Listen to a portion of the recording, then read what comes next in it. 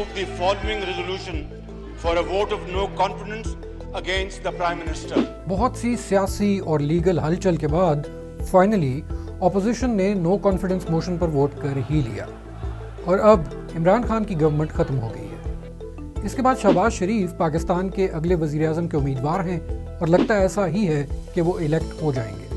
1997 के बाद जब भी उनके बड़े भाई नवाज शरीफ वजीर आज़म रहे तो शहबाज शरीफ पंजाब के वजीर आला रहे। चीफ मिनिस्टर के तौर पर उनकी शोहरत एक सख्त एडमिनिस्ट्रेटर की रही है। उनके बारे में ये इम्प्रेशन किन बेसिस पर बना और वो चीफ मिनिस्टर से प्राइम मिनिस्टर की कुर्सी तक कैसे पहुंचे, आइए देखते हैं। शहबाज शरीफ 1985 में लाहौर चेंबर ऑफ कॉमर्स के सदर थे। वो 1988 में पंजाब असम्बली, 90 में कौमी असम्बली और 93 में दोबारा पंजाब असम्बली के रुकन बने। इसी साल पहली मरतबा उन्हें सियासत में लीडरशिप का मौका भी मिला। वो पंजाब असम्बली में अपोजिशन लीडर बने।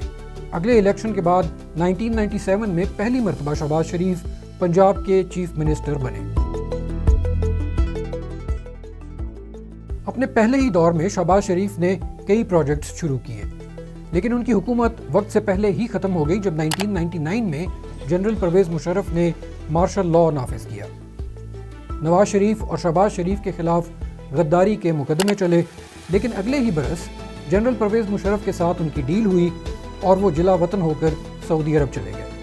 7 साल के बाद शरीफ फैमिली पाकिस्तान वापस आ गई, लेकिन शहबाज शरीफ 2008 की जनरल इलेक्शंस में हिस्सा नहीं ले सके।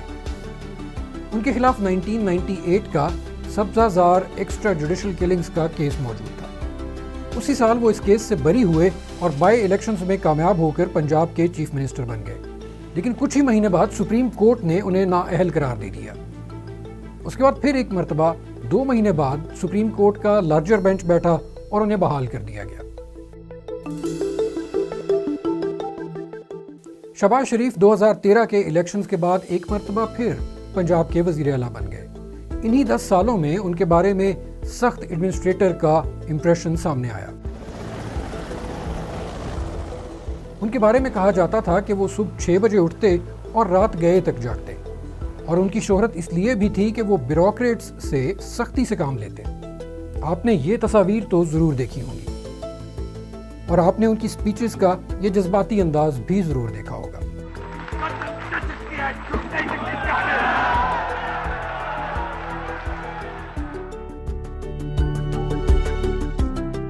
पंजाब में 2011 में डेंगू वायरस नमूदार हुआ और तबाही मचाना शुरू की। शहबाज शरीफ की हुकूमत को इब्तिदा में काफ़ी क्रिटिसिज्म का सामना रहा, लेकिन 2013 में उन्होंने डेंगू पर काबू पा लिया। उनकी उस वक्त की बनाई हुई स्ट्रेटजीज को अब तक डेंगू के खिलाफ इस्तेमाल किया जा रहा है। शहबाज शरीफ ने सूबे में एजुकेशन और हेल्थ के कई मंसूबे मुकम्मल किए, लेकिन उनके सबसे ज़्यादा talked about projects orange line train और मेट्रो बस थे। उस वक्त इमरान खान ऑपोजिशन में थे और मेट्रो बस को जंगला बस कहते रहे। ये मेट्रो बस नहीं बननी चाहिए थी। वाह वाह वाह वाह, ये मेट्रो बस नहीं बननी चाहिए तो मैं आपको हेलीकॉप्टर खरीद के देता। लेकिन उसके बाद ऐसा ही प्रोजेक्ट पेशावर में भी शुरू किया गया जहां इमरान खान की हुकूमत थी। ऑरेंज लाइन ट्रेन के मंसूबे पर भी शहबाज शरीफ को इब्तिदा में काफ़ी क्रिटिसाइज किया गया, लेकिन उसके बाद ये मंसूबा पीटीआई की हुकूमत में मुकम्मल हुआ और आज तक चल रहा है। शहबाज शरीफ का अपने बड़े भाई नवाज शरीफ के सामने हमेशा सेकेंडरी रोल रहा है, पार्टी के अंदर भी और पार्टी के बाहर भी। लेकिन 2017 में हालात बदल गए। सुप्रीम कोर्ट ने नवाज शरीफ को तमाम जिंदगी के लिए डिस्क्वालीफाई कर दिया। पार्टी की सदारत शहबाज शरीफ के पास आ गई। 2018 के इलेक्शंस के बाद वो कौमी असम्बली में अपोजिशन लीडर बन गए। 3 बरसों में शहबाज शरीफ को करप्शन और मनी लॉन्ड्रिंग के मुकदमात का सामना रहा, लेकिन अभी तक उन्हें किसी मुकदमे में सजा नहीं हुई।